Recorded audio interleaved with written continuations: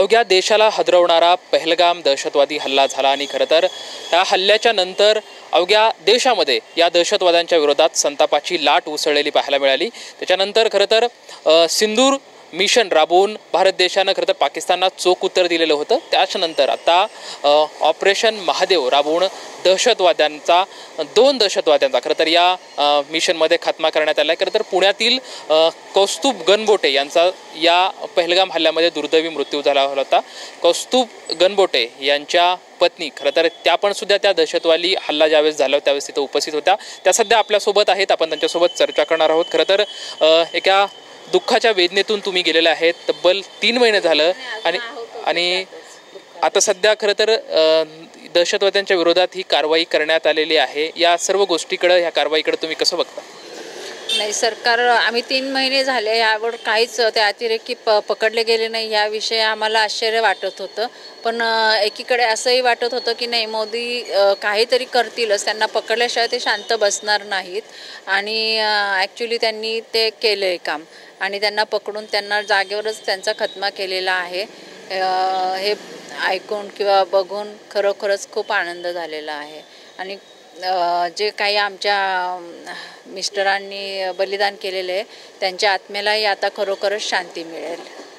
तर भारत सरकारनं हा दहशतवादी हल्ला झाल्याच्या नंतर मिशन सिंदूर राबवलं होतं आणि त्याच्यानंतर आता मिशन महादेव, दोन्ही पण ही जी नावं आहेत ती एक युनिक आहेत, वेगळे पद्धतीने आहेत। त्या मिशनकडे कसं बघता? सिंदूर नाव देऊन त्यांनी आमच्या लेडीजचा खरोखरच मान केलेला आहे।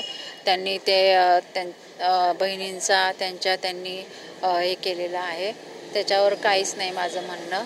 आणि खरंच युनिक नावं त्यांनी दिलेली आहे आणि महादेव हे नाव देऊन सुद्धा त्यांनी खूप चांगलं केलेलं आहे की पुढच्या पिढीलाही ते किंवा जे लढाई करतात आहेत सैनिक त्यांनाही त्यातनं उत्साह मिळतोय, प्रेरणा मिळते। खरं तर तुमच्या ज्या वेदना आहेत तो अख्खा भारत जाणतोय, देश जाणतोय, तुमच्या कुटुंबियासोबत भारत देशाच्या संवेदना आहेत। मात्र सध्या जे दहशतवादी होते त्या दहशतवाद्यामध्ये 2 दहशतवाद्यांना मृत्यू म्हणजे त्यांना आपल्या सैन्यानं मारलेला आहे। आणखी काही दहशतवादी त्यामधले जिवंत आहेत। आता त्यांच्यावरती सुद्धा योग्य ती कारवाई सरकार करेल किंवा आपले सैन्य करेल। आता काय तुम्ही कशा पद्धतीने या सर्व गोष्टीकडे, कारवाईकडे बघता? नाही, आत्तापर्यंत केलेलंच आहे सरकारने त्यांच्यावर कारवाई आणि इथून पुढे जे काही राहिलेले आहेत त्यांच्यावरही सरकार कारवाई करेल, त्यांनाही ते मारतील, पकडतील, ह्याच्यावर आमचा विश्वास आहे पूर्णपणे।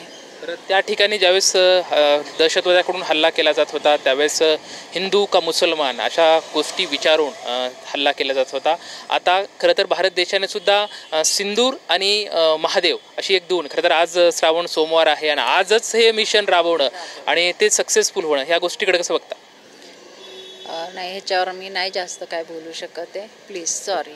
ठीक आहे, ठीक आहे। आपण बघू शकतो की खरं तर जे भारतीय सैन्याने जे मिशन राबवले आहे आणि या मिशनच्या माध्यमातून जो बदला घेत आहे निश्चितच कुठंतरी मनामध्ये समाधान आहे। मी भारतीय सैन्यांचं आभार मानते, अशी जी प्रतिक्रिया आहे ते कौस्तुभ गणबोटे यांच्या पत्नीकडून आपल्याला पाहायला मिळत आहे। कॅमेरामॅन विशाल रायपुरेसोबत लक्ष्मण जाधव, TVNN मराठी, पुणे।